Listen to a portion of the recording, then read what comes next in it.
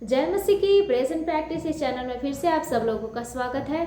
मेरे फ्रेंड्स, यदि आप लोग इस संसार में बेचैन हैं या फिर ये सोचते हैं कि मेरे पास कुछ नहीं है, अगर हमारे पड़ोसी के पास बहुत अच्छे अच्छे घर होते हैं और उनके पास कार है, गाड़ियां हैं, सब कुछ है, लेकिन वही हम लोग उनके पास ही रहते हैं, लेकिन हमारे पास कुछ भी नहीं रहता है। बस हम लोग एक समय खाएंगे पिएंगे, फिर उतना ही रहता है और बाकी हमारे पास जो भी लग्जरियस लाइफ होते हैं वो नहीं होते हैं।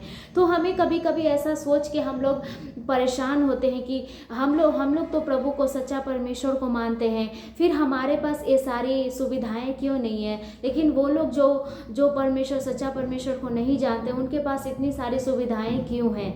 तो मेरे फ्रेंड्स, परमेश्वर का वचन कहता है कि यदि तुमने इस संसार को प्राप्त कर लिया तो हमारा जो हमारा प्रतिफल है वो संसार का ही रह जाएगा, लेकिन हमारा जो प्रतिफल ऊपर हमें नहीं मिलेगा।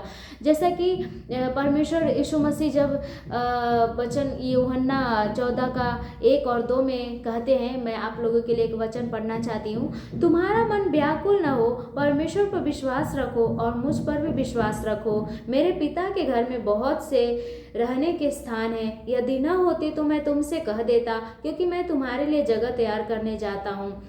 मेरे फ्रेंड्स, परमेश्वर का वचन सच्चा है और वो हमें बताता है कि हमारे लिए घर यहाँ नहीं, लेकिन हमारे लिए घर स्वर्ग में तैयार किया गया है।